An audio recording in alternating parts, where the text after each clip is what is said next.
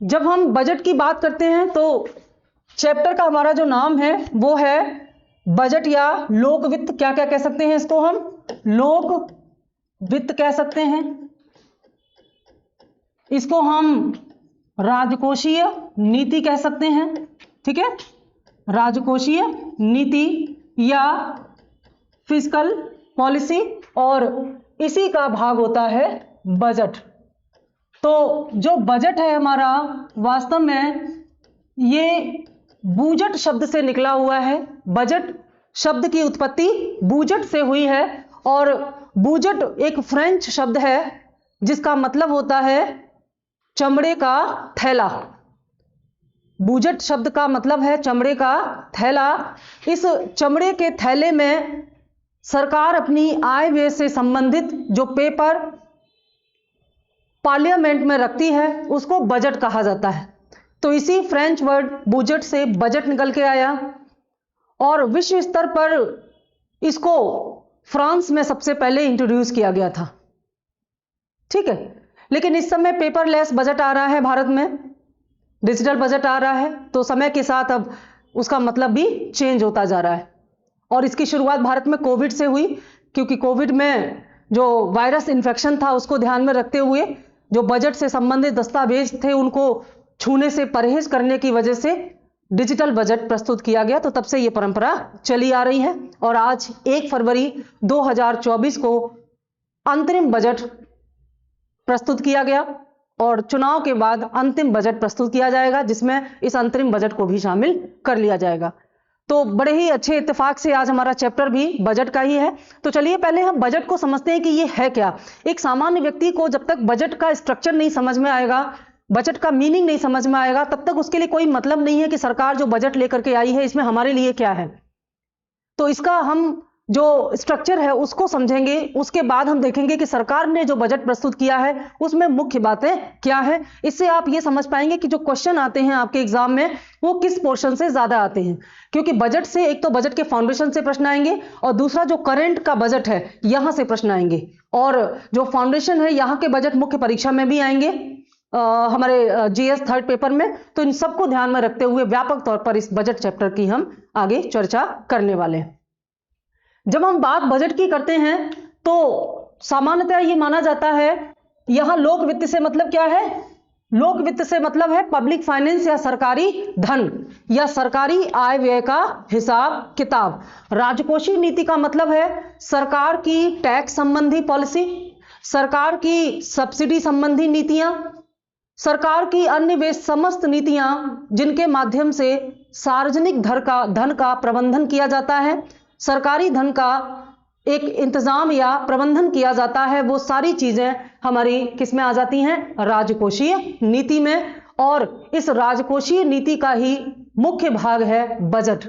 तो बजट किसी देश की राजकोषीय नीति का एक महत्वपूर्ण अंग होता है, और बजट निर्माण से लेकर के बजट प्रस्तुत करने का पूरा दायित्व वित्त मंत्रालय का होता है। वित्त मंत्रालय बजट संबंधी दस्तावेज तैयार करता है और फिर इसे लोकसभा में एक निश्चित समय पर प्रस्तुत किया जाता है। उसके बाद फिर संसदीय प्रक्रिया शुरू होती है, और संसद के अंदर 5 चरणों में बजट पारित होता है। उसके बाद राष्ट्रपति के हस्ताक्षर होते हैं, और बजट प्रस्तुत करने से पहले भी राष्ट्रपति का आदेश होता है, राष्ट्रपति की अनुमति ली जाती है, क्योंकि सभी धन विधेयक और वित्त विधेयक राष्ट्रपति की पूर्व अनुमति से ही लोकसभा में प्रस्तुत किए जाते हैं। तो हमें इसमें पूरा सिस्टम देखना होगा कि कैसे क्या एक प्रोसेस के तहत बजट बनता है और उसमें प्रस्तुत किया जाता है, चर्चा होती है, उन सब पर हम बात करेंगे। अगर हम बात करें कि हमारे संविधान में बजट के बारे में क्या कहा गया है, तो हम देखते हैं कि संविधान में बजट को कहीं भी बजट शब्द से परिभाषित नहीं किया गया, बल्कि अनुच्छेद 112 में इसे वार्षिक वित्तीय विवरण के रूप में इसकी व्याख्या की गई है। हम आगे आपको बताएंगे अनुच्छेद 112 और अनुच्छेद 110 इनके बीच का अंतर क्या है। अनुच्छेद 110 धन विधेयक की बात करता है और अनुच्छेद 112 वित्त विधेयक की बात करता है, और दोनों में ही लोक वित्त या सार्वजनिक वित्त से संबंधित चर्चा की जाती है। तो इनके बीच में क्या अंतर है, लेकिन जिस बजट की हम बात कर रहे हैं उसका संबंध अनुच्छेद 112 से। तो कभी यह प्रश्न आता है कि भारतीय संविधान में बजट का उल्लेख कहां किया गया है, तो आप आर्टिकल 112 यानी कि 112 टिक करेंगे आंसर में अपने। भले ही इसमें बजट को बजट नहीं कहा गया हो, लेकिन लिखा हुआ है वार्षिक वित्तीय विवरण। तो वार्षिक वित्तीय विवरण सरकार का क्या है? बजट ही तो है। तो बजट सरकार का वार्षिक वित्तीय विवरण होता है और इस वार्षिक वित्तीय विवरण में सरकार अपने 3 वित्त वर्षों से संबंधित आंकड़े प्रस्तुत करती है या 3 वित्त वर्षों से संबंधित आय व्यय के आंकड़े बजट के माध्यम से सरकार द्वारा संसद में रखे जाते हैं। क्योंकि लोकतांत्रिक देशों में सरकार द्वारा किए गए खर्च और सरकार द्वारा प्राप्त की जाने वाली आय को जनता के सामने सार्वजनिक किया जाता है, तो वो बजट ही है। बजट ही वो माध्यम है जिससे आम आदमी को पता चलता है कि सरकार की सोर्स ऑफ इनकम क्या है और सरकार कहां कहां खर्च कर रही है। हमारे लिए अलग अलग वर्ग के लिए सरकार की किस प्रकार की नीतियां हैं, ये सारी चीजें हमें बजट से ही पता चलती हैं। इसीलिए बजट को किसी देश की अर्थव्यवस्था का या किसी देश का आर्थिक दर्पण कहा जाता है। इस आर्थिक दर्पण में हम सरकार की आर्थिक नीतियां, राजकोषीय नीतियां देख सकते हैं। हम बजट देख के अनुमान लगा सकते हैं कि सरकार की नीतियां कल्याणकारी हैं या किस प्रकार की हैं। ये सारी चीजें हम बजट से अनुमान लगा सकते हैं। सरकार द्वारा संचालित समस्त योजनाओं के लिए इस बजट के माध्यम से ही धन संचालित किया जाता है, धन का आवंटन किया जाता है। जैसे इस बजट में यह बता दिया गया कि मनरेगा के लिए इतना पैसा दिया जाएगा, तो साल भर वही पैसा मनरेगा पर खर्च होगा। अगर वो पैसा खर्च हो गया और साल बाकी है तो और पैसा अप्रूव कराना होगा संसद से। ऐसा नहीं है कि जहां जितना चाहे वहां खर्च कर दो, ऐसा नहीं होता। जिस योजना के लिए जितना खर्च करने की अनुमति बजट में मिली है, सरकार को उस योजना पर उतना ही पैसा खर्च करना पड़ेगा और अगले साल के बजट में सरकार बताएगी कि पिछले वर्ष किस योजना पर सरकार ने कितना खर्च किया था। तो कुल मिलाकर के बजट में 3 वित्त वर्षों की आय व्यय का आंकड़ा होता है। ये 3 वित्त वर्ष कौन से हैं? इनमें चालू वर्ष जो चल रहा है, ठीक है, और चालू वर्ष के अलावा और गत वर्ष जो बीत गया, ठीक है, गत वर्ष के आंकड़े और आगामी वर्ष के आंकड़े। अब ये जो 3 वर्ष के जो आंकड़े हैं ये कैसे हैं? तीनों वर्ष के आंकड़ों में 2 बातें स्पष्ट बताती है सरकार, आय और व्यय। कि चालू वर्ष में सरकार की आय के कौन कौन से स्रोत हैं जहां से कितनी आय का अनुमान है, और जो व्यय है उनमें कहां कहां सरकार को खर्च करना है, इसकी पूरी जानकारी सरकार देगी। ऐसे ही गत वर्ष में सरकार द्वारा किए गए व्यय और सरकार द्वारा प्राप्त आय की जानकारी दी जाती है। तो तीनों वित्त वर्ष में सरकार के आय और व्यय की व्यापक जानकारी जिन दस्तावेजों में की जाती है उन्हीं को क्या कहते हैं? बजट कहते हैं। बड़ी सीमित व्याख्या हो गई ये तो बजट की, कि 3 वित्त वर्षों में सरकार की कुल आय और व्यय संबंधी जो दस्तावेज है उसी को बजट कहा जाता है। लेकिन अगर आप इसको व्यापक व्याख्या करेंगे तो आप देखेंगे कि सरकार की आय से हमको यह पता चलता है कि टैक्स कितने लगाए गए, कहां से कौन से टैक्स से कितना कलेक्शन हुआ, यह हमें पता चल जाएगा। और सरकार के व्यय से हमको यह पता चल जाएगा कि किस योजना पर सरकार ने कितना खर्च किया है, किस योजना के लिए सरकार ने कितना सब्सिडी दी है, कितना सरकार ने कर्ज लिया, कितना कर्ज दिया, कितना ब्याज पर खर्च किया, ये सारी जानकारियां हमको हो रही है ना। तो ये जो आय और व्यय है सरकार के तीनों वर्ष के, इनके माध्यम से हम सरकार द्वारा किए गए प्रत्येक व्यय और सरकार को होने वाली प्रत्येक आय की जानकारी प्राप्त कर सकते हैं, जो कि काफी विस्तृत विवरण होता है। जिस प्रकार से केंद्र सरकार अपना बजट बनाती और प्रस्तुत करती है, वैसे ही सभी राज्य सरकारें राज्य स्तर पर अपना बजट बनाती और प्रस्तुत करती हैं, ठीक है। इसीलिए संघीय बजट और राज्य बजट अलग अलग शब्द लिखा रहता है यहां पर। तो ये जो बजट है, पहली बात तो ये स्पष्ट होगी कि 3 वित्त वर्षों के आंकड़े इसमें होते हैं। अब सवाल उठता है कि ये आंकड़े कौन भरता है इसमें? तो भाई बजट बना किसके लिए जा रहा है, किसके लिए बनाया जा रहा है? वित्त मंत्रालय, जो केंद्रीय वित्त मंत्रालय है, ये किसके लिए बजट बना रहा है? पूछिए अपने आप से, बताइए मुझे, किसके लिए बजट बन रहा है ये? हाँ, जनता के लिए। तो जनता तक सरकार का माध्यम क्या है पहुंचने का?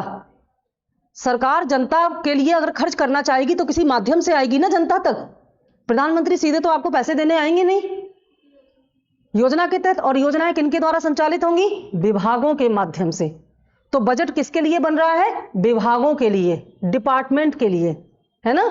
जितने भी, जैसे रेलवे विभाग, जैसे रक्षा विभाग, है ना, जितने भी मंत्रालय या विभाग हैं उन सबके द्वारा इसी बजट में से ही तो खर्च किया जाएगा।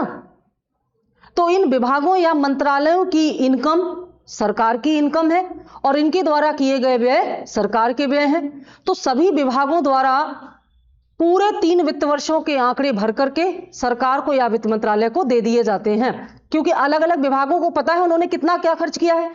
तो जितने भी विभाग हैं केंद्रीय स्तर पर जिनके लिए बजट बनाया जा रहा है, वे इस ड्राफ्ट में अपने सारे आंकड़े भर करके एक तय समय पर वित्त मंत्रालय को सौंप देते हैं और वित्त मंत्रालय फिर इनमें काट छांट करता है और इस काट छांट के बाद इसे अंतिम रूप देकर के 1 फरवरी को लोकसभा में वित्त मंत्री के द्वारा प्रस्तुत किया जाता है।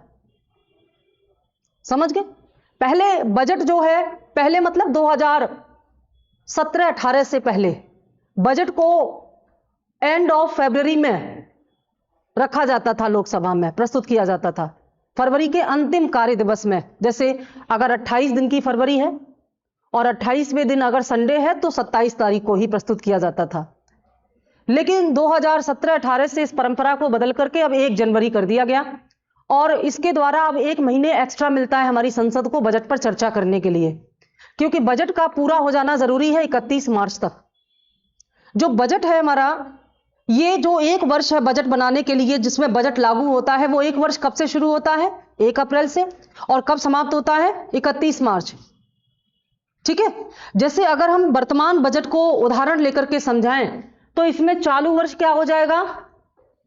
चालू वर्ष क्या हो जाएगा? वर्तमान में चालू वर्ष कौन सा है? कौन सा वित्त वर्ष चल रहा है? 2000। 1 वर्ष कैसे हो सकता है? 2 वर्ष साथ में लेके बताने होंगे ना। 23-24 यानी कि 31 मार्च 2024 को ये चालू वित्त वर्ष समाप्त हो जाएगा। ठीक है। तो हमारा जो चालू वित्त वर्ष है 2023-24 है। जो बजट आज पेश किया गया उसको उदाहरण लेकर के हम लोग समझ रहे हैं। ठीक है। तो जो बीत चुका है गत वित्त वर्ष वो कौन सा था? अब यहां पर हम जब इस बात को समझेंगे तो हम ये ध्यान में रखेंगे कि जो बीत गया वो कब बीता है? 31 मार्च 2023 को। तो शुरू कब हुआ होगा? 1 अप्रैल 2022 को।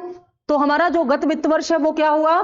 2022 से 2023 यानी कि 22-23 हमारा गत वर्ष हो गया। तो फिर आगामी वित्त वर्ष कौन सा है जो आने वाला है? वो 1 अप्रैल 2024 से शुरू होगा और अगले वर्ष 31 मार्च 2025 को समाप्त होगा। तो आगामी वित्त वर्ष हमारा क्या हो गया? 2024-25। ठीक। अब देखिए, जो बजट है हमेशा आगामी वित्त वर्ष के लिए बनाया जाता है। ये जो बजट आज पेश किया गया किसके लिए? 24-25 के लिए, आगामी वित्त वर्ष के लिए ना। जो ये बजट आज प्रस्तुत किया गया इस पर चर्चा होगी पूरी 31 मार्च तक, और 31 मार्च के बाद जो 1 अप्रैल शुरू हो जाएगा, उस 1 अप्रैल 2024 से सारे खर्चे इसी बजट के हिसाब से होंगे जो आज संसद में प्रस्तुत किया गया है। समझ गए? इसीलिए 31 मार्च को क्लोजिंग डे होता है, क्योंकि 31 मार्च को बजट पूरा हो जाता है। अब अगले दिन का खर्चा पूरा, अगले दिन से अगले 1 वर्ष तक का पूरा खर्चा नए बजट के हिसाब से होगा। पुराना हिसाब किताब खत्म, पुराना खाता बंद। समझ गए? तो ये हर नए वित्त वर्ष में नए बजट के हिसाब से सरकार खर्च करती है। इसके अलावा ये जो बजट है इसमें 3 वर्ष क्यों लिए जाते हैं और किस प्रकार के आंकड़े होते हैं इसको ध्यान में रखेंगे। चालू वर्ष में बजट बनाया जाता है, सही तो है, चालू वर्ष में बजट बनाया जाता है, आगामी वर्ष के लिए बनाया जाता है ना। तो फिर इस जो वर्ष बीत गया इसको क्यों लिया, इसका क्या महत्व है यहां पर? गत वर्ष के आंकड़ों को ध्यान में रखकर बनाया जाता है, या गत वर्ष के आंकड़ों को आधार बना करके आगामी वर्ष के लिए चालू वर्ष में बजट बनाया जाता है ना। तो इसलिए जो आंकड़े हैं वो 3 प्रकार के होते हैं। कौन कौन से? गत वर्ष के कैसे आंकड़े होते हैं? वास्तविक। गत वर्ष के आंकड़े कैसे होते हैं? वास्तविक। वास्तविक क्यों होते हैं? क्योंकि अब उनमें कोई बदलाव नहीं होगा, क्योंकि 31 मार्च 2023 बीत चुका है। 31 मार्च 2023 तक जो आय और व्यय होने थे वो हो चुके, और उन आंकड़ों को ध्यान में रखा सरकार ने, और उन्हीं को ध्यान में रख करके अगले वर्ष के लिए बजट बनाया। तो गत वर्ष के आंकड़े कैसे थे? वास्तविक। सबसे ज्यादा प्रश्न यहीं से आते हैं, करंट बजट में से, समझ गए? तो फिर चालू वर्ष के आंकड़ों का क्या रोल है, इनको क्या कहा जाए? चालू वर्ष चल रहा है, अभी समाप्त नहीं हुआ है। बजट बनाने की प्रक्रिया सितंबर अक्टूबर से शुरू हो गई थी, और तब तो और 6 महीने बाकी थे, अभी भी 3 महीने बाकी हैं बजट सत्र समाप्त, ये हमारा वित्त वर्ष समाप्त होने में, चालू वर्ष समाप्त होने में। तो फिर चालू वर्ष के आंकड़े कैसे हो सकते हैं? अब यहां पर बहुत ध्यान से समझना, कंफ्यूज मत होना। जो ये वर्ष चल रहा है, इस वर्ष में जो सरकार खर्च कर रही है, जो कि 31 मार्च 2024 तक करती रहेगी, ये कौन से बजट के हिसाब से खर्च किया जा रहा है? जो पिछले साल प्रस्तुत किया गया था, है ना? जो फरवरी 2023 में बजट सरकार ने प्रस्तुत किया था, उसके हिसाब से ही तो खर्च किया जा रहा है इस समय। तो उस समय सरकार ने जो बजट बनाया था, उसमें इस वर्ष को आगामी वर्ष के रूप में रखा गया था, जो कि इस समय चल रहा है। जो इस समय चल रहा है वो बजट निर्माण के समय आगामी वर्ष था, है ना? जब बजट बनाया गया होगा इस साल के लिए, उस समय ये क्या था? आगामी वर्ष था। तो इसका मतलब है कि सरकार ने अनुमान लगाए थे।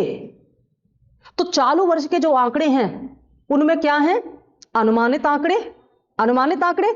लेकिन कुछ संशोधन भी हुए, जैसे सरकार ने अनुमान लगाया कि कृषि में 4% की वृद्धि होगी, लेकिन मौसम बिगड़ गया, मानसून खराब हो गया, सूखा पड़ गया या ओलावृष्टि हो गई, फसल खराब हो गई।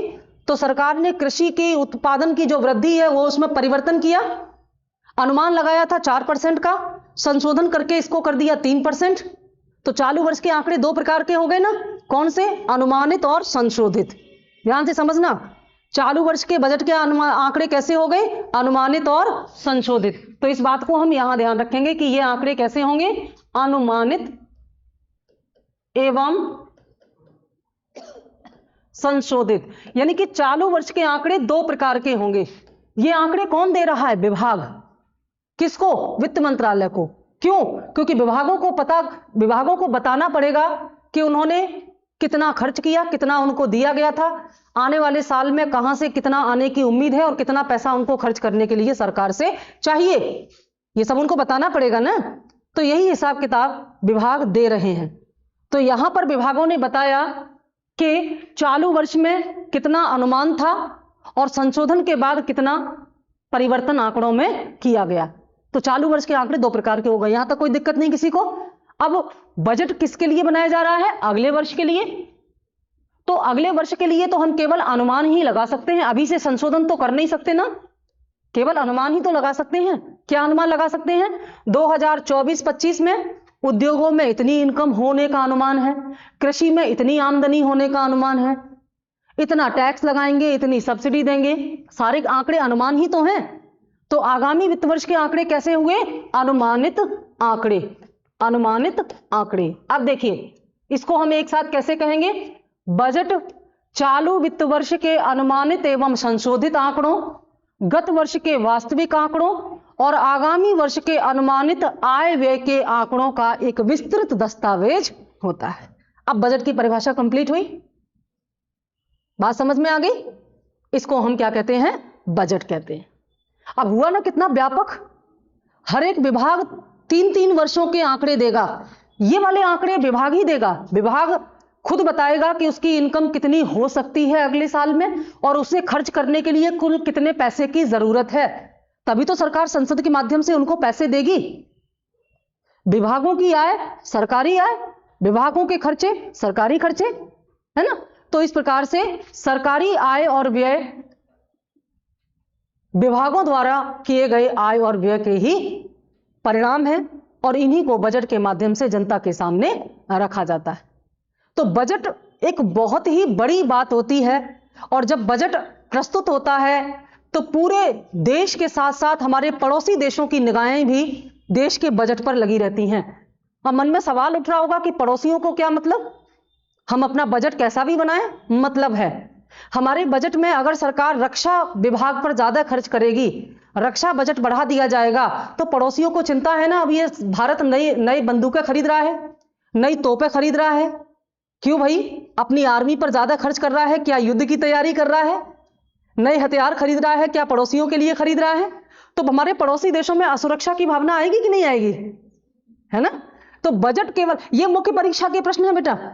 जितना भी कॉन्सेप्चुअल बातें हम करते हैं ये सब बजट से प्री में भी क्वेश्चन आते हैं, बजट से मेंस में भी, क्योंकि हम एक साथ क्लास ले रहे हैं तो हम प्री और मेंस दोनों का लेक्चर और मैटर एक साथ लेते हैं, और इनमें जो मुख्य परीक्षा के प्रश्न हैं उनका हम प्रैक्टिस आपको कराएंगे। तो बजट से कई प्रश्न आए हैं, उनमें से एक ये भी है कि भारत के बजट या खासतौर से भारत के जो स्टेट, जो अंतर्राष्ट्रीय सीमाओं से लगे हुए राज्य हैं, उनके बजट किस प्रकार से हमारे पड़ोसी देशों की नीतियों को प्रभावित करते हैं।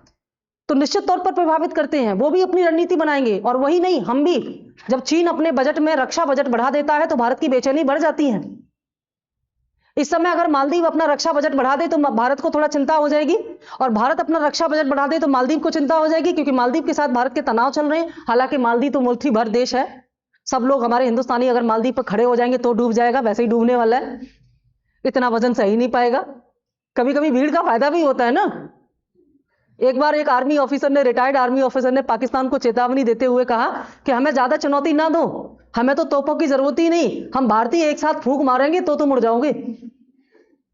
मुट्ठी भर हो, एक यूपी के बराबर नहीं है जनसंख्या में, अकेला यूपी काफी है, और फिर हम तो इतने सारे हैं। तो भीड़ कभी कभी काम भी आती है, लेकिन भीड़ कभी समस्या ज्यादा बनती है, समाधान कम बनती है। जैसे आज बजट आया तो पूरे दिन यही, किस वर्ग के लिए कितना, किसको क्या मिला, किसको क्या मिला, इस बात पर कोई चर्चा नहीं कर रहा है कि सरकार को कितना टैक्स मिला। टैक्स सब चुराना चाहेंगे, सब्सिडी सब लेना चाहेंगे। अरे भाई, सरकार को पैसा टैक्स से ही तो मिलेगा, तभी तो सरकार सब्सिडी देगी। तो अपनी जिम्मेदारी हम निभाएंगे, टैक्स देंगे तभी तो कुल मिलाकर के बजट से कितनी ट्रांसपेरेंसी, बजट से एक आम आदमी, पढ़ा लिखा व्यक्ति अगर जागरूक है तो बजट के द्वारा ही सरकार को समझ सकता है कि सरकार की नीति कैसी है। और अक्सर हम देखते हैं कि चुनावी बजट खर्चीला होता है, चुनावी वित्त वर्ष का बजट खर्चीला होता है, ज्यादा खर्च करती है सरकार, क्योंकि चुनावी बजट में ज्यादा खर्च करके ही तो पब्लिक को आकर्षित किया जाता है। कल्याणकारी योजनाओं के माध्यम से जनता को ज्यादा से ज्यादा लुभावनी योजनाएं दी जाती हैं, जिससे कि जनता वोट देती है, ऐसा देखा गया है। तो यहां तक समझ में आ गया? अब हम थोड़ा सा और आपको समझाना है, फिर हम एक साथ नोट करा देंगे, ठीक है? तो ये बजट का एक प्रकार से व्याख्या थी कि बजट होता क्या है। अब हम बात करेंगे बजट का स्वरूप, ठीक है? बजट का स्वरूप, यहां तो हमने ये जाना है कि वास्तव में बजट क्या होता है, हमें कुछ नहीं मालूम था, अब हमें इतना मालूम पड़ा कि भाई बजट में ये सब होता है, ठीक है? तो बजट में सरकार दो प्रकार का यहां पर जो है, दो प्रकार से बजट का भाग करती है, या बजट को दो भागों में विभाजित किया जाता है, या हम सीधे सीधे कहें कि बजट के दो भाग होते हैं, ठीक है? क्योंकि प्रकार अलग हैं, जैसे निष्पादन बजट वगैरह वो अलग हैं। बजट के दो भागों में पहला बजट कौन सा है? राजस्व बजट, राजस्व बजट, और राजस्व बजट को एक नाम से और हम बुलाते हैं चालू बजट, ठीक है? चालू बजट। इसे चालू बजट इसलिए कहा जाता है क्योंकि इसमें जो भी आय और व्यय होती है उसका हिसाब किताब इसी साल से संबंधित होता है, फ्यूचर के लिए कुछ नहीं होता इसमें। इसी साल के, यानी कि सरकार ने जो खर्च किया वो इसी साल के पैसे से किया, जो सरकार को इनकम हुई वो भी इसी साल से हुई, चालू वर्ष से ही संबंधित है। ऐसा नहीं है कि आज खर्च किया और बाद में मिल जाएगा, या सरकार ने कभी पहले खर्च किया था तो अब सरकार को मिल गया, ऐसा कुछ नहीं होता। ये भविष्य की देनदारियां इसमें नहीं होती, जो है वर्तमान से संबंधित है, ठीक है? और दूसरा है पूंजी बजट। पूंजी बजट में भविष्य की देनदारियां भी होती हैं। तो राजस्व बजट वह बजट होता है जिसके द्वारा, जिसमें जो आय और व्यय होते हैं इनसे सरकार की भविष्य की देनदारी या लेन देन पर कोई असर नहीं पड़ता, लेकिन पूंजी बजट की आय और व्यय से सरकार की भविष्य की आय और व्यय या देनदारियों पर, लेनदारियों पर असर पड़ता है। दूसरे और सामान्य शब्दों में हम क्या कह सकते हैं? अरे थैंक यू, थैंक यू। आज तो माया मैम ने चाय बनाई है। हाँ, चलिए हम बताएंगे पी के अभी। तो ये जो राजस्व बजट है, इस राजस्व बजट को हम सामान्य भाषा में क्या कह सकते हैं? वास्तविक आय व्यय। राजस्व बजट सरकार की वास्तविक आय और वास्तविक व्यय का एक विस्तारित दस्तावेज होता है, यानी कि ऐसी आय जो सरकार को कभी भी वापस नहीं करनी पड़ेगी। ध्यान से समझना, किताबों में बहुत ही कॉम्प्लिकेटेड भाषा में लिखा होता है, समझ में नहीं आता। सरकार को प्राप्त होने वाली ऐसी समस्त आय जिसे सरकार को कभी वापस नहीं करना, और सरकार द्वारा किए गए ऐसे व्यय जो सरकार को कभी भी वापस नहीं मिलेंगे, वो उनका हिसाब किताब इसी साल के लिए हो गया सब कुछ, उन्हें हम चालू बजट या राजस्व बजट में रखते हैं। लेकिन सरकार के ऐसे आय और व्यय जिनसे भविष्य की देनदारियां घटती या बढ़ती हैं, या ये वास्तविक नहीं होते, जैसे इनके अंतर्गत ऐसी आय होती है जिसे वापस करना पड़ेगा, और ऐसे व्यय होते हैं जो या तो वापस मिल जाएंगे या हमारा ही पैसा हमको लौट करके मिला है। यह अंतर होता है इन दोनों बजट में। यूपी मेंस में स्पष्ट पूछ लिया है, राजस्व व्यय और पूंजी व्यय के मध्य अंतर को स्पष्ट कीजिए। क्लियर, यह प्रश्न पूछ लिया गया है सीधे बजट से। तो इनको और अच्छे से समझने के लिए, विस्तार में जाने के लिए हम कुछ उदाहरण यहां प्रस्तुत कर सकते हैं। जैसे, क्या आप मुझे बता सकते हैं कि सरकार की वास्तविक आय के स्रोत क्या क्या हो सकते हैं? सोच के बताइए। सरकार की आय के ऐसे स्रोत जो वास्तविक है और जो सरकार को वापस नहीं करने। सोचिए, टैक्स वापस करती है क्या सरकार? कभी आपको कोई ऐसा टैक्स वापस मिला जो आपने दे दिया हो सरकार को? ठीक है। और टैक्स के अलावा और कोई ऐसा इनकम सरकार की जो सरकार को वापस नहीं मिलेगी? ब्याज हो जाएगा। और ऐसे तमाम सरकार की आय के स्रोत हैं, जैसे सरकारी कारखानों से प्राप्त होने वाली आय। ठीक है ना?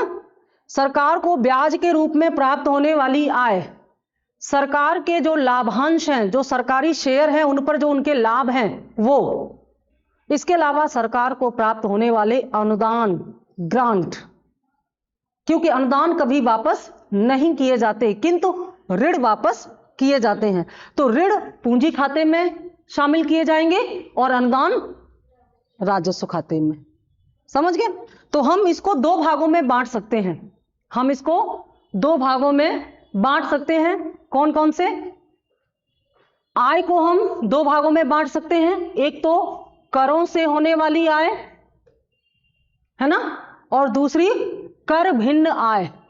कर भिन्न आय में वे सारी चीजें आ जाएंगी जिन पर अभी हम लोग बात कर रहे थे। करों में दो प्रकार के कर आ जाएंगे जिनके अंतर्गत बहुत सारे कर आएंगे।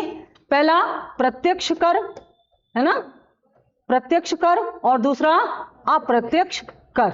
चाहे प्रत्यक्ष हो या अप्रत्यक्ष हो, कर सरकार की आय के वास्तविक और नियमित स्रोत होते हैं। इनसे प्राप्त होने वाली आय सरकार को कभी वापस नहीं करनी होती, और वह आय जिसे वापस न करना पड़े, इसे ऐसी आय माना जाता है जो सरकार की देनदारियों में वृद्धि नहीं करती। देनदारी मतलब लायबिलिटी, जिम्मेदारी। सरकार को, जैसे आपने किसी से लोन ले लिया है तो भविष्य में आपकी जिम्मेदारी बढ़ जाती है, जवाबदेहिता या देनदारियां बढ़ जाती हैं। लेकिन आपने प्रॉफिट कमाया है, या आपने, जैसे मान लीजिए आप दो लोग हैं, आपने इनको अपना कोई सामान बेचा और इनसे पैसे लिया, ठीक है, और इनसे आपने 1 लाख रुपया उधार भी लिया। कुल इनसे आपको 2 लाख रुपए मिले। 1 लाख रुपए तब मिले जब आपने इनको कोई सामान बेचा, और 1 लाख रुपए आपने इनसे उधार लिया। तो आपकी कुल इनकम कितनी हो गई? 2 लाख रुपए। कुल आय कितनी हो गई? 2 लाख रुपए। लेकिन इनमें अंतर है, जो उधार आपने लिया है इसे वापस करना पड़ेगा, इसलिए यह कैसी आय है? जो कि आपकी जवाबदेहिता या जिम्मेदारी को बढ़ाती है। तो यह पूंजी खाते में शामिल की जाएगी। और जो सामान बेच करके आपने व्यापार के रूप में इनसे प्राप्त किया, वो आपकी अपनी इनकम है, क्योंकि इससे आपकी कोई भी भविष्य की देनदारियां या जिम्मेदारी नहीं बढ़ती है। ये आपकी वास्तविक आय है। इसे आप चालू खाता या राजस्व आय में, राजस्व खाते में जमा करेंगे या शामिल करेंगे। समझ में आया? इसी प्रकार से आपने किसी को ऋण दिया और आपकी जेब का पैसा निकला तो ये क्या हो गया? आपका व्यय, खर्चा हुआ। लेकिन कैसा व्यय? पूंजी व्यय हुआ ना, क्योंकि मिल जाएगा ना वापस आपको। तो ऋण के रूप में दिया गया, किया गया व्यय और ऋण के रूप में होने वाली आय पूंजी खाते में शामिल की जाती है, क्योंकि ना तो ये वास्तविक आय है ना ही ये वास्तविक व्यय है। लेकिन इसी ऋण पर अर्जित ब्याज, इसी ऋण पर अर्जित ब्याज वास्तविक आय व्यय होती है। इसीलिए हमेशा ब्याज को राजस्व बजट में शामिल किया जाता है और ऋणों को पूंजी बजट में शामिल किया जाता है। बात समझ में आई? इसके अलावा और इसमें हमने क्या बताया था? अनुदान, ऋण और अनुदान दोनों ही हमें किसी से प्राप्त होते हैं, लेकिन अंतर यह है कि अनुदानों को वापस करने की जिम्मेदारी नहीं होती। यह एक प्रकार की सहायता राशि होती है, लेकिन ऋण वापस किए जाते हैं। तो अनुदानों के रूप में प्राप्त धन या आय को हम राजस्व खाते में जमा करते हैं, जबकि ऋण के रूप में प्राप्त धन या आय को हम पूंजी खाते में जमा करते हैं, क्योंकि उसे वापस करना पड़ेगा, इसे वापस। ठीक है? इसके अलावा और क्या क्या बताया था हमने? संदीप, क्या बताया था अभी? सरकार के लाभांश, है ना? सरकार के लाभांश, जैसे सरकार जो भी धन कहीं निवेश करती है उसमें सरकार को जो प्रॉफिट होता है वो सब इसी में आएंगे। और ऐसी सभी आय, क्योंकि इसे आप रट नहीं सकते, हो सकता है कुछ नया पॉइंट निकाल के प्रश्न बना लिया जाए। इनमें से कौन सी आय राजस्व खाते में है, कौन सी आय पूंजी खाते से संबंधित है? कई प्रश्न ऐसे बन चुके हैं अब तक। तो आप बस एक बात याद रखेंगे कि वह आय जिसे वापस नहीं करना वो राजस्व खाते में जाएगी और जिसे वापस करना है वो पूंजी खाते में। कॉन्सेप्ट अगर समझ में आ रहा है तो रटने की आवश्यकता ही नहीं, सामने आते ही। और इतना तो अंदाजा आप लगा ही सकते हैं कि कौन सी आय वापस की जाएगी, कौन सी नहीं की जाएगी। कि भाई यहां तक स्पष्ट हो गया? तो जैसे हम अब यहां पर राजस्व खाते की आय की बात कर चुके हैं, ठीक इसी समय हम पूंजी खाते की आय की बात कर लें, जिससे कि हम इन दोनों में तुलना कर सकें। फिर दोनों के व्यय पर हम चर्चा करेंगे। ठीक है? हम इस बजट को ऐसे भी बना सकते थे, जिसे पेज कम पड़ जाता है तो अलग अलग समझने के लिए राजस्व बजट, फिर अगले पेज पर पूंजी बजट। तो राजस्व बजट के आय व्यय और फिर अगली बार पूंजी बजट के आय व्यय, ऐसे भी कर सकते हैं, लेकिन यहां हम तुलना कर पाए इसलिए हमने एक साथ ले लिया इसको। ठीक है? राजस्व बजट की आय में क्या क्या आएगा? अभी कई बार हमने रिपीट किया, ऋण आएंगे इसमें, है ना? कौन से ऋण? जो सरकार ले रही है, क्योंकि बजट भी तो सरकारी है ना, सरकार ले रही है। ध्यान देना, बजट में सारे हिसाब किताब लेन देन सरकार का होता है। समझ गए? प्राइवेट आदमी की ना तो इसमें आय शामिल की जाती है ना व्यय। ये केवल सरकार द्वारा किए गए व्यय और सरकार को प्राप्त होने वाली आय का ही हिसाब किताब होता है। ठीक है? तो सरकार को जो आय हुई है पूंजी बजट से, उसका पहला भाग, पहला माध्यम क्या है? ऋण। ऋण दो प्रकार के हो सकते हैं, आंतरिक और बाह्य। आंतरिक ऋण वो हैं जो सरकार ने आरबीआई से लिए हैं या किसी अन्य संस्था से लिए हैं। बाह्य ऋण वो हैं जो अंतरराष्ट्रीय संस्थानों से प्राप्त हुए हैं, जैसे विश्व बैंक से, जैसे अंतरराष्ट्रीय मुद्रा कोष से। दोनों ही प्रकार के ऋण बजट का भाग होंगे, क्योंकि बजट में सरकार की समस्त आय, इंक्लूडेड इंटरनल एंड एक्सटर्नल, यानी कि घरेलू या आंतरिक और बाह्य समस्त प्रकार की आय और व्यय इसमें शामिल की जाती है। ठीक है? तो ये आय ऋण हो गए। दूसरा एक और ऋण में आ जाएगा, सरकार ने 2 साल पहले किसी को ऋण दिया था। सपोज दैट कि भारत ने मालदीव को बहुत कर्ज दिया है। आपको पता है मालदीव को बहुत पैसा दिया है और मालदीव आज भारत को आंखें दिखा रहा है। अगर मालदीव भारत का कर्ज वापस करे तो ये भारत की क्या होगी? पूंजी खाते की आय। पैसा आ रहा है ना, लेकिन ये पैसा तो अपना ही है ना। तो अपना पैसा जो हमने कभी दिया था उस समय वो भारत के पूंजी खाते के व्यय थे और आज वापस मिल रहा है तो ये पूंजी खाते की आय हो जाएंगे। तो पूर्व में दिए गए ऋणों की वापसी या नए ऋणों की प्राप्ति, ये सभी इसी ऋण में शामिल किए जाएंगे। बात समझ में आ रही है? अब जरा मुझे सोच के बताओ कि ऋण के अलावा और कौन सा माध्यम है जिससे सरकार को ऐसी इनकम होती है जिसे सरकार को कभी ना कभी वापस करना पड़ेगा। सोच के बताओ। प्रश्न समझ में आया मेरा? ऋण के अलावा सरकार की ऐसी कौन सी इनकम है जो सरकार को वापस करना पड़ेगा या जो सरकार की जवाबदेहिता या जिम्मेदारी को बढ़ाता है? सब्सिडी सरकार की आय है। आय की बात हो रही है ना? सोच के बताओ। सभी लोग बताएं, गलत सलत जो भी बताइए, कम से कम बोलना तो सीखिए।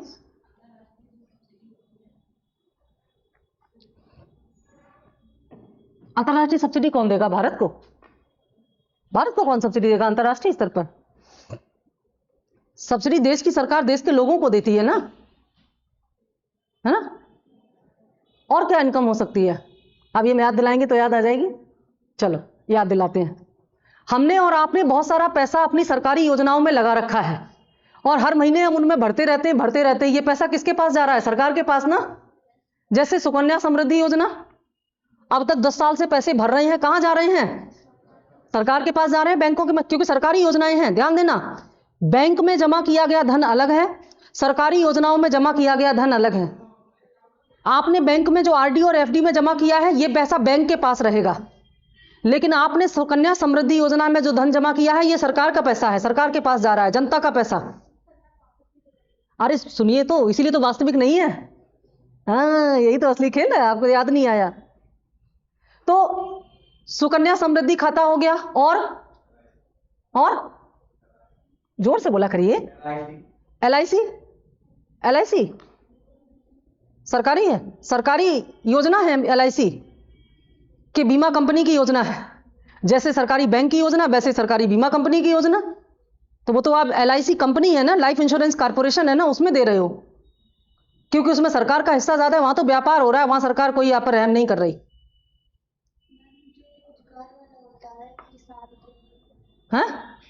वो तो सरकार देती है, किसान कहां देता है सरकार को? तो यहां सरकार को मिल रहा है ना, सरकार की आमदनी की बात हो रही है ना, सरकार की आय की बात हो रही है, व्यय की बात थोड़ी ना हो रही है। आप हमेशा यही सोचते सरकार देती रहे, सरकार को मिले भी अभी कहीं से, इसके बारे में कभी सोचा ही नहीं।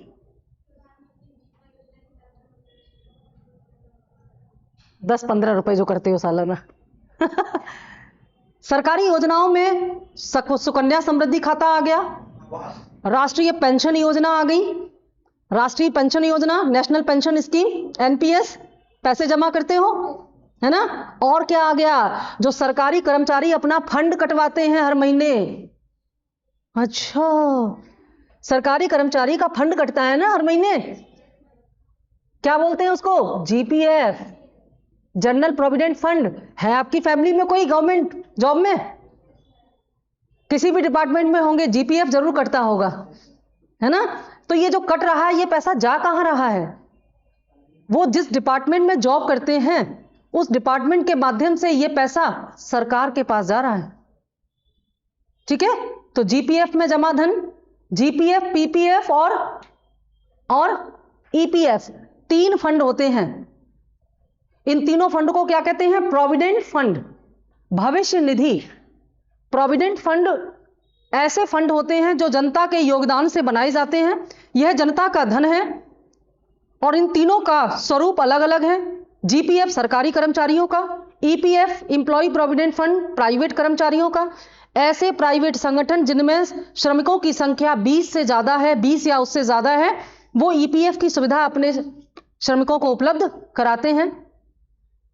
तो ईपीएफ प्राइवेट कामगारों के लिए और पीपीएफ पब्लिक प्रोविडेंट फंड सबके लिए, लोक भविष्य निधि सबके लिए। हम और आप 18 साल से ऊपर है, सरकारी हो, प्राइवेट हो, घर बैठा हो, बेरोजगार हो, कोई भी हो, एक खाता खुलवाओ बैंक में, पीपीएफ अकाउंट, और उसमें पैसे जमा करते रहो, ब्याज मिलेगा आपको और 15 साल बाद आपका फंड मैच्योर हो जाएगा।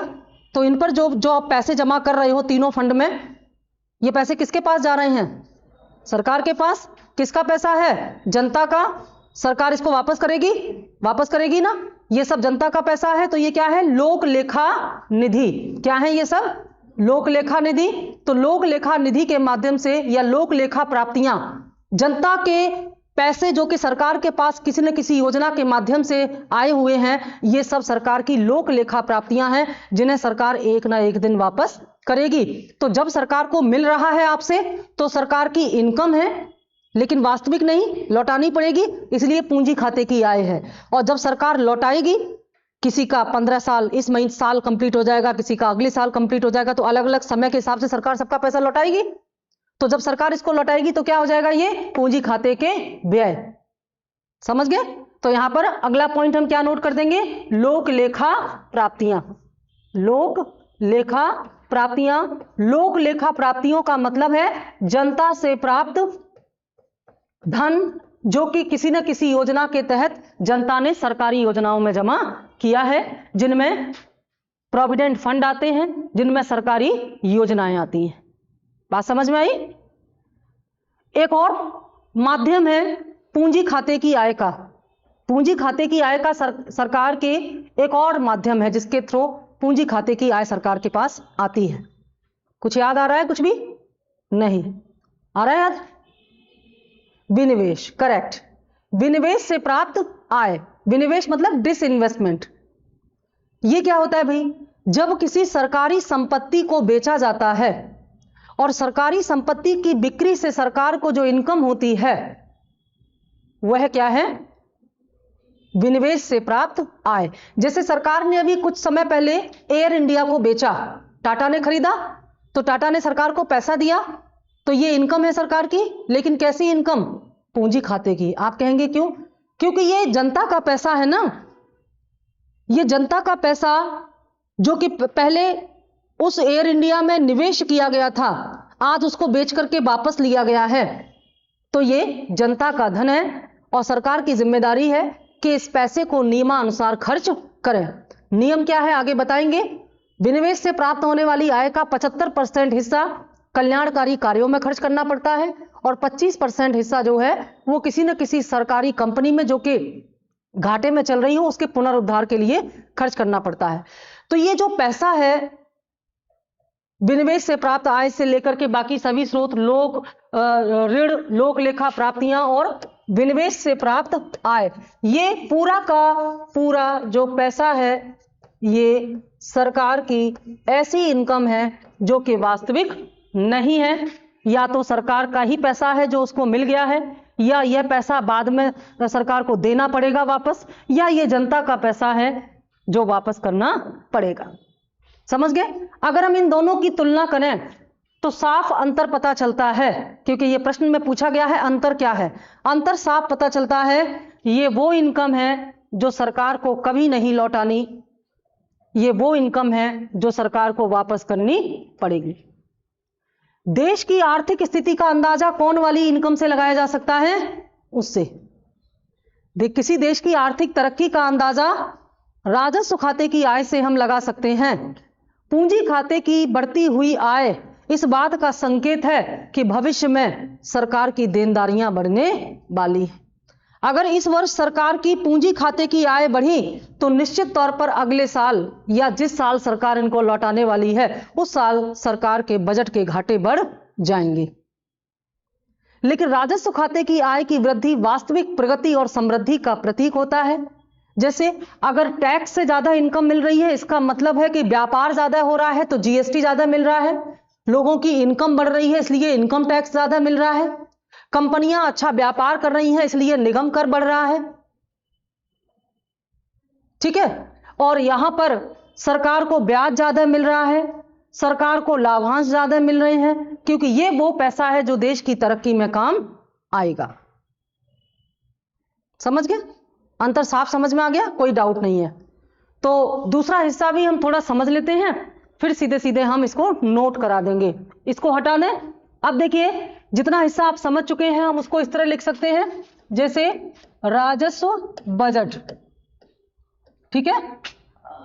राजस्व बजट, तो राजस्व बजट अलग हो गया और पूंजी बजट अलग हो गया। या इसको इस तरह से भी लिख सकते हैं, एक और तरीका है इसका कि सरकार की जो आय है ये दो प्रकार की होती है, राजस्व आय, ठीक है, राजस्व आय और पूंजी आय, ऐसे भी कर सकते हैं हम ना।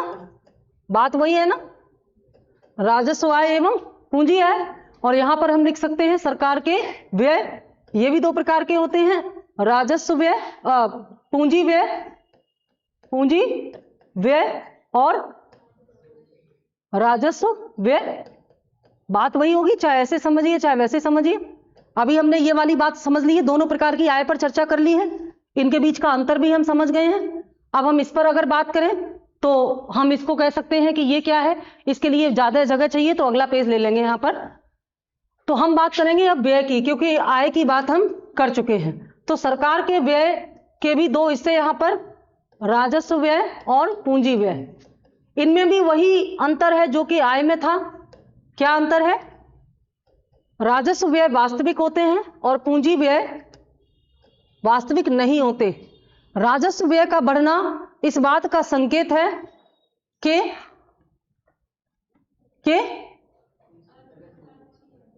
अच्छा, राजस्व व्यय सरकार ज्यादा कर रही है तो अर्थव्यवस्था अच्छी है, क्योंकि ये पैसा कभी मिलेगा नहीं सरकार को। राजस्व व्यय का मतलब है कौन कौन से व्यय आएंगे राजस्व व्यय में? राजस्व व्यय में क्या आएंगे? सरकार ब्याज दे रही है बहुत सारा, ये अच्छी बात है। सरकार अनुदान दे रही है तमाम देशों को, जो कि कभी वापस नहीं मिलेगा। खजाना खाली हो रहा है, कभी नहीं लौट के आएगा खजाने में ये पैसा, तो अच्छा कैसे हो सकता है? और सरकार जो है इसमें सब्सिडी दे रही है, ठीक है, सब्सिडी दे रही है। प्रशासनिक व्यय सरकार के है, प्रशासन पर खर्च कर रही है सरकार, है ना। प्रशासनिक व्यय, जितने भी सरकारी कर्मचारी हैं उनकी सैलरी, पेंशन आदि, इन पर सरकार खर्च कर रही है। ये सारे खर्च सरकार कर रही है। तो इस व्यय का बढ़ना अच्छा कैसे हुआ? अच्छा कहां हुआ? ये पैसा कभी मिलेगा सरकार को जो खर्च कर रही, क्योंकि यहां खर्च कर रही है सरकार, ये कुछ भी पैसा मिलेगा नहीं, खजाने से गया तो गया। इससे भविष्य में किसी लाभ का निर्माण नहीं हो रहा, इससे भविष्य में किसी पूंजी का निर्माण नहीं हो रहा है सरकार के लिए। लेकिन पूंजी खाते के व्यय से सरकार के लिए भविष्य में एक नई पूंजी का निर्माण हो रहा है। जैसे अगर सरकार ने ऋण दिया है तो वापस मिलेगा, ध्यान से समझना, सरकार ने ऋण दिया है तो वापस मिलेगा। और सरकार ने ये ऋण अगर राज्यों को दिया है तो राज्यों में क्या हो रहा है? कोई विकास हो रहा है, इस ऋण से तरक्की हो रही है, सड़कें बन रही होंगी, बिल्डिंग बन रही होंगी, तो भविष्य में निर्माण होगा। और क्या है? सरकार का धन सरकार को वापस मिल रहा है, ऋणों की पुनर्वापसी हो रही है, ठीक है, पुनर्वापसी हो रही है। और जितना पीछे आप खर्च कर आपने देखा था सरकार की पूंजी आय, वो सब पैसा यहां वापस कर रही है सरकार। जो पैसा अभी पूंजी आय में आ रहा था वही पैसा पूंजी व्यय में जा रहा है, वापस जा रहा है, जिनका था उन्हीं के पास जा रहा है, ठीक है। तो लोक लेखा देनदारियां, सही है, लोक लेखा देनदारियां, जनता का पैसा जनता को वापस। और जो विनिवेश किया था सरकार ने, तो सरकार को पैसा मिल रहा था, अब इसमें क्या कर रही है सरकार? निवेश कर रही है, उल्टा हो रहा है ना। तो ये क्या है? सार्वजनिक निवेश। सार्वजनिक निवेश का मतलब क्या है? सार्वजनिक निवेश का मतलब है सरकार किसी प्राइवेट सेक्टर को खरीद रही है। जैसे जब इंदिरा गांधी सरकार ने बैंकों का राष्ट्रीयकरण किया तो ये सरकारी निवेश था ना, तो एक नई संपत्ति बैंक का निर्माण हुआ, है ना। या सरकार किसी कंपनी में अपनी हिस्सेदारी बढ़ा रही है, मान लो किसी कंपनी में, मान लो भेल कंपनी है, भेल कंपनी में सरकार की हिस्सेदारी 60% है, सरकार ने 10% हिस्सेदारी और खरीद ली, तो संपत्ति खरीद ली ना सरकार ने, तो सरकार को पैसा देना पड़ेगा जिनसे शेयर खरीद रहे हैं। तो सरकार के पूंजी खाते के व्यय तो हुए, लेकिन एक संपत्ति का निर्माण तो हुआ, है ना। सरकार ने किसी दूसरे देश में एक नई सरकारी कंपनी खोली, उसमें निवेश किया, तो यह सरकारी निवेश हुआ, खर्च हुआ सरकार का, लेकिन कैसा खर्च? पूंजी खाते का। ये दो प्रकार से इसको हम देख सकते हैं। एक तो सरकार का पैसा सरकार को वापस मिल जाएगा, सरकार जब चाहे इसका विनिवेश कर सकती है, जब निवेश किया तो खर्च, विनिवेश किया तो आय, लेकिन निवेश करना ज्यादा उपयुक्त माना जाता है, क्योंकि निवेश करने का मतलब है जैसे आपने सोना खरीदा और दूसरे ने सोना बेचा, तो जिसने सोना बेचा उसको इनकम हुई क्योंकि उसने क्या किया, डिसइन्वेस्टमेंट किया, और जिसने सोना खरीदा उसने निवेश किया। किसने पूंजी का निर्माण किया, जिसने निवेश किया। तो जिसने निवेश किया उसने खर्च किया ना, लेकिन एक संपत्ति बना ली ना, उसकी संपत्ति की कीमत बढ़ेगी ना भविष्य में। लेकिन जिसने सोना बेच दिया, मकान बेच दिया, जैसे एक आदमी ने मकान बेच दिया, एक आदमी ने मकान खरीद लिया, तो जिसने बेचा उसने क्या किया, विनिवेश किया, और जिसने खरीदा उसने क्या किया, निवेश किया। तो भविष्य में पूंजी संपत्ति किसके पास है, जिसने निवेश किया ना, उसकी संपत्ति की कीमत बढ़ेगी। लेकिन जिसने बेच दिया वो तो पैसे ले लिए खर्च कर देगा, समझ गए ना। तो पूंजी खाते के व्यय से सरकार क्या करती है, भविष्य के लिए निर्माण करती है, भविष्य के लिए एक पूंजी का निर्माण करती है, आधार का निर्माण करती है, समझ गए। तो कुल मिलाकर के पूंजी व्यय, पूंजी आय के माध्यम से जो पैसा आ रहा था उसकी वापसी, जिस क्षेत्र से आ रहा था उसी क्षेत्र पर वापसी पूंजी व्यय हो जाएंगे, और राजस्व व्यय के अंतर्गत जहां से पैसा आ रहा था उस पर वापसी, ये राजस्व व्यय हो जाएंगे। एक प्रश्न पूछा गया है कि प्रशासनिक व्यय या सरकारी कर्मचारियों के वेतन और भत्ते या पेंशन किसके अंतर्गत शामिल किए जाते हैं, तो वो राजस्व व्यय के अंतर्गत शामिल किए जाते हैं। एक यहां पर और देखना होगा कि राजस्व व्यय दो प्रकार का होता है। राजस्व व्यय जो है दो प्रकार का होता है, योजनागत और गैर योजनागत, ठीक है, योजनागत व्यय और गैर योजनागत व्यय। हालांकि अब बजट में इन दोनों के बीच का अंतर समाप्त कर दिया गया है, लेकिन प्रश्न आते हैं बराबर यहां से।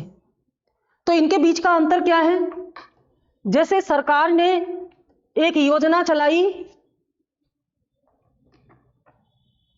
कोई भी सरकारी योजना, जैसे मनरेगा, जैसे मिड डे मील योजना, जैसे उज्ज्वला योजना, है ना, इन सबके माध्यम से समाज के एक विशेष वर्ग को सरकार ने सब्सिडी दी, उन पर पैसा खर्च किया। तो इनके ऊपर सरकार ने जितना भी खर्च किया वो सब क्या है, सरकार का राजस्व व्यय, क्योंकि ये कभी मिलेगा नहीं सरकार को। लेकिन इसे दो हिस्से में बांटा गया, जो इन योजनाओं पर सरकार ने खर्च किया है जनता के कल्याण के लिए, इसे दो हिस्से में बांटा गया, एक योजनागत और दूसरा गैर योजनागत। तो चलिए देखते हैं कि कौन सा योजनागत है, कौन सा गैर योजनागत। इसका उदाहरण हम किसी एक योजना से, जैसे उज्ज्वला योजना से ले लेते हैं। उज्ज्वला योजना में जनता को क्या दिया जाता है, गैस चूल्हा, सिलेंडर, रेगुलेटर वगैरह दिया जाता है। यह सामान कौन खरीदता है, सरकार, सरकारी धन से खरीदा जाता है। इस सामान को जनता तक पहुंचाने का काम कौन करता है, प्रशासन। इस प्रशासन की सैलरी कौन देता है, सरकार देती है। तो वास्तव में जो योजना पर खर्च किया गया वो है योजनागत व्यय, और जो प्रशासन पर खर्च किया गया वो है गैर योजनागत व्यय। क्योंकि जनता को तो वही मिला जो सिलेंडर, गैस के रूप में, चूल्हे के रूप में, जो जनता को मिला वो योजनागत व्यय है। और जो जनता के अलावा सरकार ने दूसरे सिस्टम पर खर्च किया उस योजना तक, जनता तक पहुंचाने के लिए, यह है प्रशासनिक व्यय। तो प्रश्न आया था कि कर्मचारियों के वेतन एवं भत्ते किस प्रकार के व्यय हैं, उत्तर है गैर योजनागत व्यय, ठीक है ना। तो यहां पर हम गैर योजनागत व्यय में नोट कर लेते हैं, जैसे वेतन, भत्ते, पेंशन, समझ गए। वेतन, भत्ते और पेंशन पर सरकार जो भी खर्च करती है ये क्या है, गैर योजनागत। एक तरह से ये उत्पादक व्यय होते हैं, ये गैर उत्पादक व्यय होते हैं। क्योंकि वेतन, भत्ते और उससे देने से जनता की क्या भलाई होती है, गरीबी दूर होगी क्या इससे। अगर आईएएस कर्मचारियों की, अधिकारियों की सैलरी बढ़ा दी जाती है तो क्या इससे गरीबों की स्थिति पर कोई असर पड़ेगा, नहीं ना। गरीबों की स्थिति पर तो तब असर पड़ेगा जब इन आईएएस के माध्यम से गरीबों तक ज्यादा से ज्यादा सुविधाएं पहुंचाई जाएंगी, फिर माध्यम सस्ता हो या महंगा, ठीक है ना। तो ये उत्पादक व्यय होता है, ये अनुत्पादक व्यय होता है, ये उत्पादक व्यय होता है, ये अनुत्पादक व्यय होता है। इसके अलावा इसमें क्या आएगा, ब्याज, ये दोनों ही राजस्व व्यय हैं, लेकिन उसके अंदर अंतर किया गया है, ठीक है।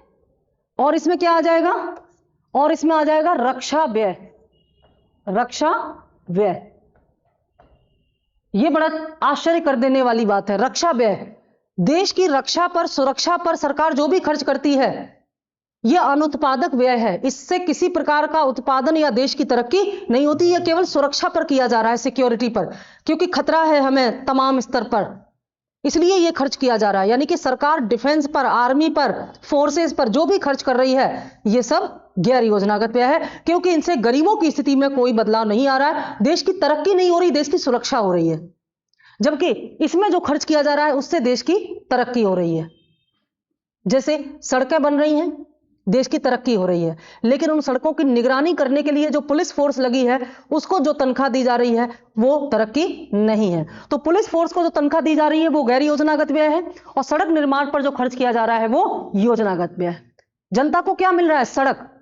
पुलिस एक लगाओ, दो लगाओ, बिल्कुल मत लगाओ, इससे उनको क्या फर्क पड़ता है? वो तो सुरक्षा के लिए लगाया।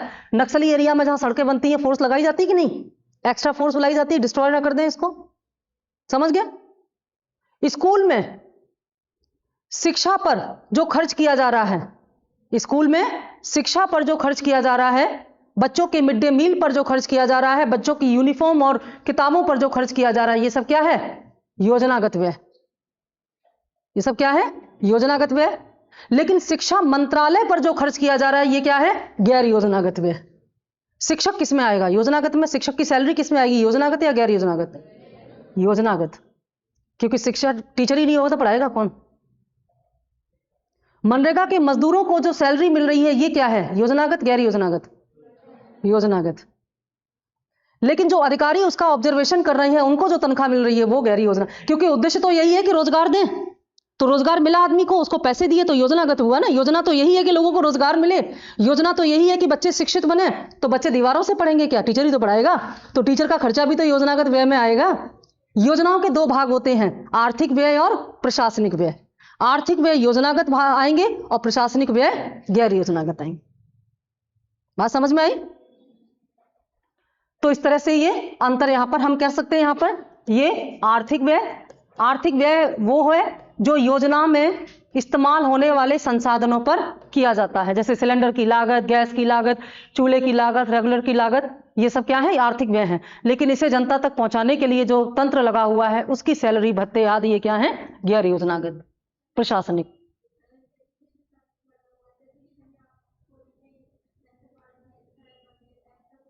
हम्म। तो उसकी वजह से पहले से ही इतने पुलिस भर्ती करनी पड़ी ना। देश में इतनी पुलिस भर्ती क्यों हो रही है, इतनी आर्मी भर्ती क्यों हो रही है? क्योंकि देश को थ्रेट है, खतरा है ना। तभी तो हर साल हजारों लाखों भर्ती होती हैं। नहीं तो इतना खर्च, अगर मान लो हमको खतरा ना होता सुरक्षा की दृष्टि से, तो हम इतना पैसा क्यों खर्च करते? हमारे पड़ोस में, हम बीच में दबे हुए हैं, इधर पाकिस्तान, इधर चाइना, तो हमको ज्यादा खर्च करना पड़ता है ना। बाकी देशों से ज्यादा हमें खर्च करना पड़ता है ना अपनी सिक्योरिटी पर। खतरा है, उस पैसे को हम सड़क बनाने में खर्च कर सकते थे, देश की तरक्की होगी। लेकिन रक्षा पर हम कितना भी खर्च करें, देश की तरक्की नहीं होगी ना, देश की सुरक्षा होगी। जैसे आपने सोना खरीदा 10 लाख रुपए का, और उस सोने की रखवाली करने के लिए एक आदमी रखा जिसको 1 लाख रुपए दिए, कुल 11 लाख रुपए आपने खर्च किए, है ना? कुल 11 लाख रुपए। तो इसमें आर्थिक व्यय क्या है? 10 लाख रुपए, लेकिन कुल खर्च क्या है? 11 लाख रुपए। वो 1 लाख तो अनुत्पादक खर्च है ना। चोरों का खतरा ना होता तो एक वॉचमैन क्यों रखते? साल भर उसको हम क्यों तनख्वाह देते? 1 लाख रुपए फालतू चला गया ना हमारा। ये चीज है अनुत्पादक व्यय। समझ गए ना? तो कुल मिलाकर के ये हमारा दोनों भाग हमने पढ़ लिए, राजस्व व्यय और पूंजी व्यय। ये बजट की संरचना है। इन सबको मिलाकर के हम क्या कहेंगे? बजट की संरचना।